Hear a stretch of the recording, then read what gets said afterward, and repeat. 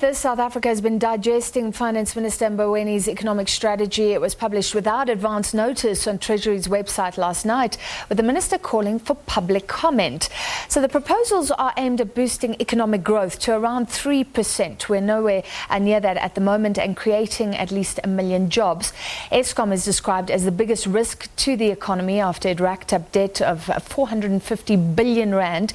It talks about lowering the barriers of entry and the cost of doing business, prioritising labour-intensive sectors such as tourism and agriculture, and making better use of regional opportunities, basically trading with other African countries. To discuss, we're joined by Economist and Lead Researcher at Nascence Advisory and Research, Xhanti Payi. Great to have you with us, Xhanti. It's a pleasure to be here. So first, let's go back in time. So we had the RDP, we had GEAR, ASGISA, New Growth Path, the National Development Plan, big hoo-ha in 2012, 14 measures last year. We're just going to bring up a graph that shows this timeline of how many plans South Africa has had. The first question is, do we need another plan?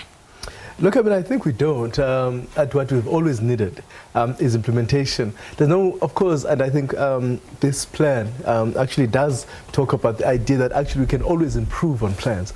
But I don't think that we actually need one. So in many ways, we always talk about we want stable economic policy, but perhaps we want to refresh it or develop it as time goes by. So I suspect this is some level of bringing everything together and trying to develop it to actually fit the current place where we are. Yeah, because it's not surprising given Tito Mboweni's rhetoric in the past. No, what not he's at all. outlined here. Not at all. And I think he spent a lot of time last year with some economists, both local and international, trying to actually get or gather thoughts and ideas of what we could do to move forward. I mean, I think you'll remember we had with the former minister, Minister Gigaba, who also actually introduced a growth plan of some sorts, in which he was actually calling it, I think, the stimulus plan, which actually for the most part we forgot about. So hopefully, this one with all of the engagements that everybody is talking about, or at least trying to bring in other people to try and comment, might be a little bit more useful. So he could have outlined priorities in the budget. He has that opportunity. He also, could have said this is how we're going to implement previous plans. Some are speculating that there's something else going on here. We've seen divergence in government's top leadership, in the ANC's top leadership. Look at the Reserve Bank, the different wording and where we're going with that. Is this political? Is he trying to get leaders and the country on his side, basically, so he can do something? Yeah, I think what does come out here is that actually he does call upon his cabinet colleagues to actually participate, that government actually needs to do a little bit more, coordinate policy, work together, because I think if you look at this plan, it really does cover almost everything from water and sanitation right into agriculture and various policies. So there's definitely a sense in which he's saying, guys, we need to work together, we need to collaborate, we need to actually make sure that we are actually talking from one hymn sheet. So that's actually quite important. So I think there is such a call. And then, of course, the private sector. But I think there is a much more direct focus on government doing the right things. Is this a sign he's been feeling hampered? I mean, Eskom, let's just look at Eskom. The president spoke about the unbundling a long time ago. There's talk that Tito Mboweni and the Public Enterprises Minister Pravin Gordhan are still at odds. So we're still talking about Eskom when there was a plan, some sort of solution. I was actually quite encouraged because on the one hand he talks about Eskom, on the other hand he talks about renewables. I've always believed that actually this talking about Eskom is really a big problem in terms of how we're going to deal with the energy needs of this country. So we need to talk about energy, the energy needs. How do we provide energy to small businesses? How do we provide energy to agriculture? How do we provide energy to actually for growth? And the focus on Eskom has always been a problem, given the many problems that actually Eskom has. So the obsession around Eskom instead of around energy, I think, is a particularly big problem. So he does a little bit break away from that here in terms of focusing on alternative energies. On the future. Yeah. To me, one of the saddest things was small business was mentioned in the National Development Plan in 2012 as one of the key engines of growth and job creation. The finance minister, when Gordhan was there, was talking about government needing to pay small business. Again, government needs to pay small business. I mean, Why are we still talking about this? And I think actually one of the problems that we are facing is actually the ability of government itself to be able to pay itself because of the, how constrained the finances of government are becoming.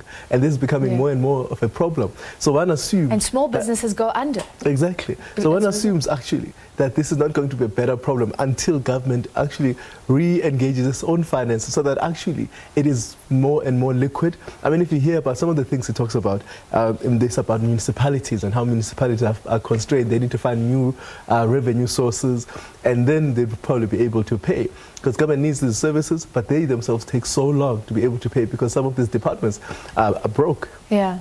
So overall, it sounds like you think it's actually a good plan. It brings together a lot of things that have gone before.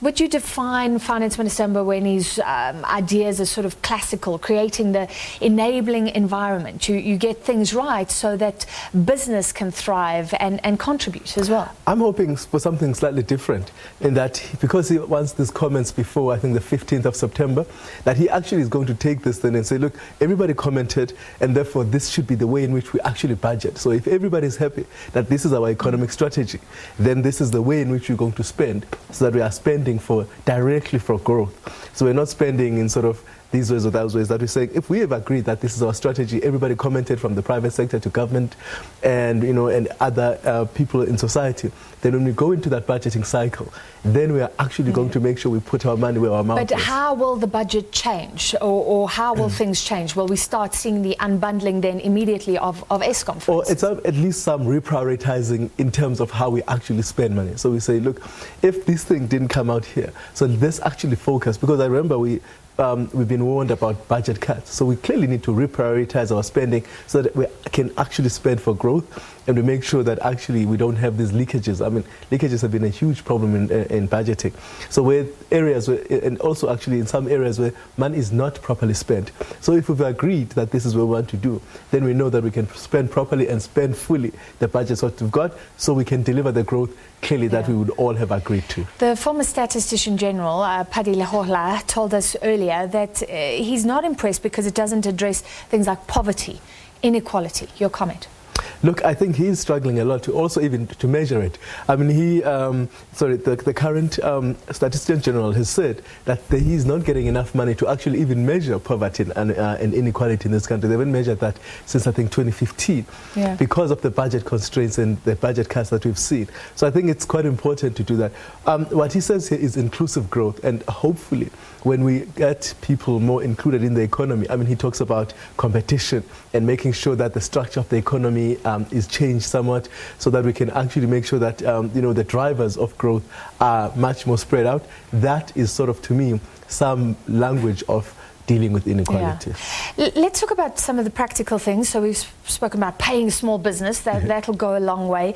Also talking about public transport, and we know the productivity that's being lost every day with people waiting in lines to catch a taxi. That's so important, but so dependent on local governments, which we know are in crisis. So look, I mean, it's part of the reason why actually sometimes we've got this crisis even with the labor sector, because many people spend so much of their money going to and from work, and very little money that they actually earn.